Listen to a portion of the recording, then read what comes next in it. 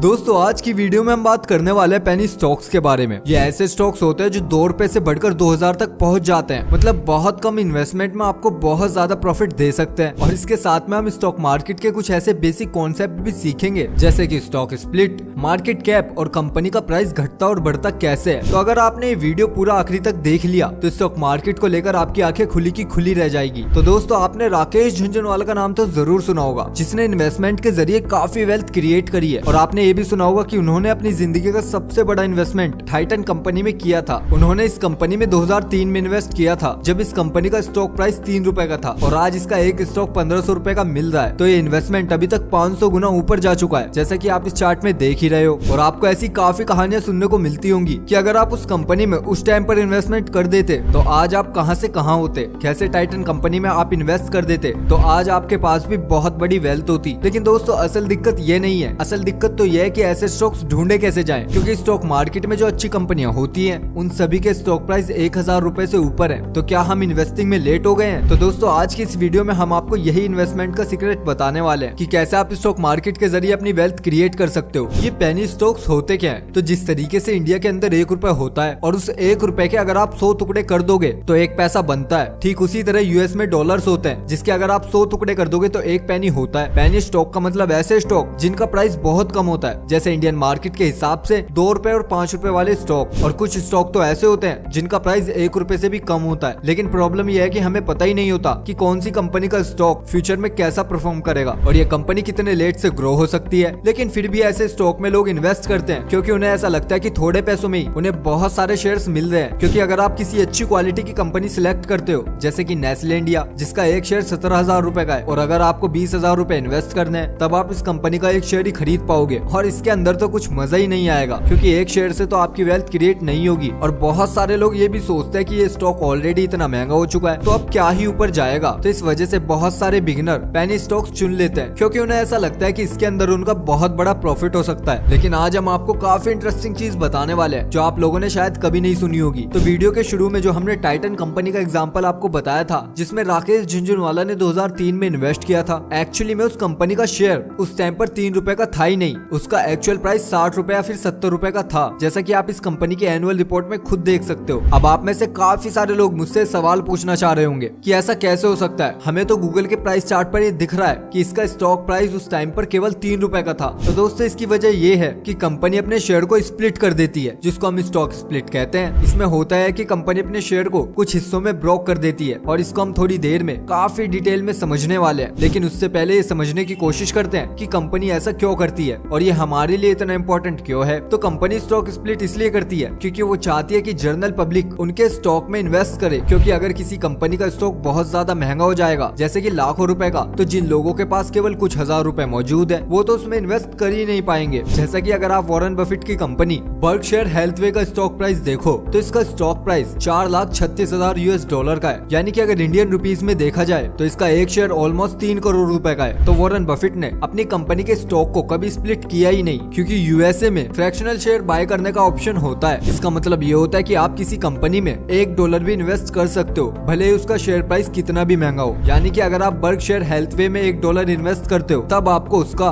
0.000 something हिस्सा मिलेगा। तो इसीलिए वॉरेन बफेट ने अपने स्टॉक को कभी स्प्लिट किया ही नहीं, क्योंकि उससे उन्हें कोई फायदा होता ही नहीं। लेकिन इंडिया के अंदर फ्रैक्शनल शेयर बाय करने का ऑप्शन है ही नहीं। तो अगर आपको नेस्ले का शेयर खरीदना है और आपके पास 10,000 रुपए मौजूद है तो आप इसका शेयर खरीद ही नहीं सकते हो। इसीलिए इंडिया में अच्छी कंपनीज को अपने शेयर को बार बार स्प्लिट करना पड़ता है, ताकि उनकी कंपनी का जो स्टॉक का प्राइस है वो अफोर्डेबल प्राइस हो सके, मतलब कुछ हजार रुपए के आसपास। अब ये स्टॉक स्प्लिट काम कैसे करता है, इसका हम एक सिंपल एग्जांपल देखते हैं। इमेजिन करो कि एक कंपनी है जिसने सिर्फ 100 शेयर्स लोगों में बांट रखे हैं और उसके हर एक शेयर का प्राइस 1000 रुपए है। तो इस हिसाब से इस कंपनी के सारे शेयर्स खरीदने के लिए, मतलब कंपनी को पूरा खरीदने के लिए आपको 1 लाख रुपए देने पड़ेंगे। क्योंकि अगर आप 1000 रुपए से 100 शेयर्स खरीद लोगे तो बैठेंगे 1 लाख रुपए के। तो इस 1 लाख रुपए को मार्केट कैप कहेंगे, यानी पूरी कंपनी की मार्केट वैल्यू। अब मान लो 10 साल पहले आपने इस कंपनी का सिर्फ एक शेयर खरीदा और आज 10 साल के बाद ये कंपनी ग्रो हो गई और इसके शेयर्स का प्राइस बढ़ गया, जो कि 20,000 का हो गया, मतलब 20 गुना ऊपर चला गया। इसका मतलब ये है कि मार्केट वैल्यू भी 1 लाख रुपए से बढ़कर 20 लाख रुपए की हो गई, क्योंकि ये कंपनी 20 गुना ज्यादा ग्रो हो चुकी है। लेकिन कंपनी को ऐसा लगता है कि ये 20,000 का एक शेयर काफी एक्सपेंसिव हो चुका है, बहुत सारे लोग इसे अफोर्ड नहीं कर सकते। तो कंपनी के मैनेजर ने डिसाइड किया कि वो कंपनी के स्टॉक्स को स्प्लिट करेंगे। मान लो कि इस कंपनी के मैनेजर ने 1/10 का स्टॉक स्प्लिट किया, तो इससे होगा ये कि पहले आपके पास कंपनी का सिर्फ एक ही शेयर था 20,000 रुपए का, लेकिन अब आपके पास 10 शेयर हो जाएंगे। यानी पहले आपके पोर्टफोलियो की कीमत 20,000 की थी और एक शेयर की कीमत भी 20,000 रुपए की थी, लेकिन अब हर एक शेयर का प्राइस 2,000 रुपए का हो जाएगा और आपका पोर्टफोलियो अभी भी 20,000 का रहेगा। मतलब कि आपके स्टॉक का प्राइस 2,000 हो जाएगा। और जहां हम बात करें कंपनी की, तो स्टॉक स्प्लिट से पहले कंपनी की मार्केट वैल्यू 20 लाख रुपए की थी और इसके 100 शेयर्स मार्केट में थे, लेकिन अब स्टॉक स्प्लिट के बाद कंपनी के पास 1,000 शेयर हो जाएंगे। मतलब ये भी 10 गुना बढ़ जाएंगे और इससे कंपनी की मार्केट वैल्यू इंक्रीज नहीं होगी। अब दोस्तों काफी लोग को ये लगता है कि स्टॉक स्प्लिट से, बोनस शेयर से, स्टॉक डिविडेंड से आपको एक्स्ट्रा पैसे मिलते हैं, लेकिन ऐसा नहीं होता। जब तक कंपनी की मार्केट वैल्यू इंक्रीज नहीं होती तब तक आपके पोर्टफोलियो की भी वैल्यू इंक्रीज नहीं होगी। तो कंपनी को सिर्फ स्टॉक स्प्लिट से पहले खरीद लेने से आपको फायदा नहीं होगा। आपको कंपनी को लॉन्ग टर्म के लिए होल्ड करके रखना होगा जब तक कंपनी ग्रो हो रही है। दोस्तों अगर आप थोड़ा गौर करोगे तो आपको पता चलेगा कि जब कोई भी कंपनी का आईपीओ निकलता है, मतलब कि पहली बार कोई कंपनी अपने शेयर्स को पब्लिक में इश्यू करती है, तो उसका प्राइस 100 रुपए से 1,000 रुपए होता है। एग्जाम्पल के तौर पर SBI कार्ड का आईपीओ के टाइम शेयर प्राइस 750 रुपए का था, बारबेक्यू नेशन का आईपीओ के टाइम शेयर प्राइस 500 रुपए का था और इंडिगो पेंट्स का आईपीओ के टाइम शेयर प्राइस 1500 रुपए का था। तो कोई भी कंपनी आईपीओ के टाइम अपने शेयर प्राइस 2 रुपए या 5 रुपए नहीं रखती। तो सवाल ये उठता है कि जब कोई कंपनी अपने आईपीओ में अपने स्टॉक का प्राइस 100 रुपए से स्टार्ट करती है और उसका स्टॉक प्राइस गिरकर 2 रुपए हो जाता है, मतलब एक पेनी स्टॉक बन जाता है, तो वो स्टॉक इतने नीचे गिरते कैसे हैं? क्योंकि मार्केट क्रैश में भी मार्केट का प्राइस ज्यादा से ज्यादा 50, 60 या 70% नीचे गिरता है। फिर चाहे रिसेशन आ जाए, कोविड आ जाए या फिर वर्ल्ड वॉर हो जाए, लेकिन ये पेनी स्टॉक हमेशा 50-60% ही नीचे गिर जाते हैं। इससे हमें ये चीज पता चलती है कि किसी भी स्टॉक्स का इतना कम प्राइस जब होता है जब कंपनी बहुत ज्यादा बुरी सिचुएशन में पड़ जाती है, जैसे कि या तो वो कंपनी किसी फ्रॉड केस में पकड़ी गई, या उसके प्रमोटर्स भाग चुके हैं, या फिर कंपनी का पूरा बिजनेस मॉडल खराब हो चुका है, या फिर उसकी बैलेंस शीट में सिर्फ करोड़ रुपए का लोन ही मौजूद है। मतलब इन शॉर्ट ऐसी कंपनीज जो बहुत ज्यादा रिस्की हो चुकी हैं। तो जब आप स्टॉक मार्केट में न्यू होते हो और आपके पास थोड़े पैसे होते हैं और आपके पास बिजनेस को एनालाइज करने का इतना आइडिया नहीं है और आपने अभी तक अपनी लाइफ में FD के अलावा कहीं भी इन्वेस्ट नहीं किया है, तब आपको रिस्क ज्यादा लेना चाहिए या फिर कम। लेकिन दोस्तों प्रॉब्लम ये होती है कि इसके बारे में कोई बात ही नहीं करता। और सबसे बड़ी प्रॉब्लम यह है कि इसको गाइड करने वाले लोग आपको मिलेंगे ही नहीं, क्योंकि 90% लोगों को स्टॉक मार्केट की इतनी नॉलेज होती ही नहीं और बाकी 10% जिनको नॉलेज होती है वो सिर्फ अपने बारे में सोचते हैं। क्योंकि अगर आप एक सिंपल सा यूट्यूब सर्च करोगे तो आप देख सकते हो हॉट स्टॉक और पेनी स्टॉक्स के ऊपर आपको हजारों वीडियोस मिल सकती हैं। कुछ यूट्यूब चैनल्स बस ऐसे हैं जो रोजाना 5 वीडियो मल्टी बैगर स्टॉक्स के ऊपर डालते हैं और उनकी वीडियोस पर लाखों व्यूज आते रहते हैं। तो ऐसे काम करके ये लोग तो कंटिन्यूसली पैसा कमा रहे हैं, लेकिन इनकी रिकमेंडेशन पर आप पैसे कमाओगे या नहीं, या फिर आप अपने कैपिटल को प्रोटेक्ट भी कर पाओगे या फिर नहीं, इसकी कोई गारंटी नहीं है। इसलिए हमें ये जानकर सरप्राइज होने की जरूरत नहीं है कि maximum new investor stock market में लॉस क्यों लेते हैं, और जब सारे न्यू बिगनर्स लॉस लेते हैं तो प्रॉफिट कमाता कौन है? तो दोस्तों ये वही थोड़े से सेंसिबल इन्वेस्टर होते हैं जो अच्छी क्वालिटीज की कंपनीज में इन्वेस्ट करके अपनी वेल्थ ग्रो करते रहते हैं और सारा प्रॉफिट वो थोड़े से लोग लेकर जाते हैं उनकी नॉलेज कंपाउंडिंग की वजह से। तो दोस्तों अब हम आपको इसका एक एग्जांपल दिखाते हैं और आपको ये समझाएंगे कि जब किसी कंपनी का स्टॉक ऑलरेडी 10 से 20 हजार का होता है तो वो ऑलरेडी कितना ज्यादा बढ़ सकता है, या फिर किसी कंपनी का स्टॉक अगर 2 रुपए का होता है तो वो और कितना गिर सकता है। तो यहाँ पर हम ट्रिगर टैप ऐप का इस्तेमाल करते हैं जहाँ से आप स्टॉक को काफी आसानी से फिल्टर कर सकते हो और उसके फंडामेंटल को इजीली एनालाइज भी कर सकते हो। तो यहाँ पर हम 2 कंपनी के एग्जांपल लेते हैं जो सिर्फ एजुकेशनल पर्पस के लिए है। तो 5 साल पहले नेस्ले कंपनी का शेयर प्राइस 6,000 रुपए का था और आज ये 17,000 रुपए का है। तो 5 साल पहले भी आप देख सकते हैं कि ये एक बड़ा इन्वेस्टमेंट था और आज 17,000 भी एक बड़ा इन्वेस्टमेंट है। क्योंकि अगर आप इस कंपनी का फाइनेंशियल ट्रेड देखोगे तब आप ये देख सकते हो कि ये कंपनी लगातार अपना रेवेन्यू बढ़ाती जा रही है, लेकिन जिस कंपनी का स्टॉक प्राइस आज से 5 साल पहले सिर्फ 15 रुपए का था वो आज 5 रुपए हो गया है, क्योंकि इस कंपनी का लॉस लगातार बढ़ता जा रहा है। तो जो स्टॉक्स इतने सस्ते हैं उसके अपने फंडामेंटल रीजन होते हैं और आप यहाँ पर सामने देख सकते हैं कि इस कंपनी को कितना बड़ा लोन भरना बाकी है, लेकिन ये नेस्ले कंपनी का टोटल डेब्ट टोटल इक्विटी के मुकाबले काफी कम है, यानी ना के बराबर। तो अगर कोई स्पेनिश स्टॉक में आज इन्वेस्ट करता कि ये ऑलरेडी इतना कम हो चुका है और कितना कम होगा, और अगर ये स्टॉक 5 रुपए से 1 रुपए हो जाता तो भले ही ये स्टॉक पहले से 96% नीचे गिर गया हो, लेकिन आज जो इसके अंदर इन्वेस्ट करेगा उसके लिए ये और 80% का लॉस होगा। और अगर ये स्टॉक 1 से 50 पैसे का होता है तब उसको और 50% का लॉस होगा। तो इसीलिए मैं एक चीज हमेशा कहता हूँ कि जब भी आप किसी स्टॉक में इन्वेस्ट करते हो तब आप स्टॉक में नहीं बल्कि बिजनेस के अंदर इन्वेस्ट करते हो। तो भले ही आप 10,000 रुपए इन्वेस्ट करके किसी कंपनी के 50 शेयर्स खरीदते हो या उतने पैसों से एक शेयर खरीदते हो, उससे फर्क नहीं पड़ता, क्योंकि अगर ये दोनों कंपनी लॉन्ग टर्म में 15% के रेट से ग्रो होती है तो दोनों ही केस में आपको अपने इन्वेस्टमेंट पर 15% का रिटर्न मिलेगा। तो ज्यादा शेयर्स खरीदने से आपको एक्स्ट्रा रिटर्न नहीं मिलने वाला, बल्कि कंपनी की असल ग्रोथ ही मैटर करती है। इसीलिए जब आप अपने आप से क्वेश्चन पूछते हो कि ये ऑलरेडी इतना सस्ता हो चुका है, तब ये और कितना नीचे जा सकता है, तो आप अपने आप से सवाल गलत कर रहे हो। सही सवाल ये होगा कि बिजनेस फ्यूचर में क्या करेगा और कितने रेट से ग्रो होगा। और अगर आपको ये चीज नहीं पता तो आपको इन्वेस्टमेंट प्रेजेंटेशन जरूर पढ़ना चाहिए, कंपनी की रिपोर्ट या उसकी फाइनेंशियल रिपोर्ट को जरूर पढ़ना चाहिए, या फिर ऐसे स्क्रीनर पर आकर अपने एक बार 5 मिनट इन्वेस्ट करने चाहिए उसकी डिटेल्स को रीड करने के लिए। और अगर आप ऐसा करते हो तब आपको पता चल जाएगा कि ये स्टॉक इतना नीचे क्यों जा रहा है और आप अपने लाखों का लॉस बचा सकते हो। उम्मीद है दोस्तों आपको वीडियो पसंद आई होगी, और अगर आपको इन्फॉर्मेशन पसंद आई है तो प्लीज यार इस चैनल को सब्सक्राइब कर दो, वीडियो को लाइक कर दो। मिलते हैं बहुत जल्द आपसे अगली वीडियो में, तब तक के लिए बाय बाय, अपना ख्याल रखिएगा।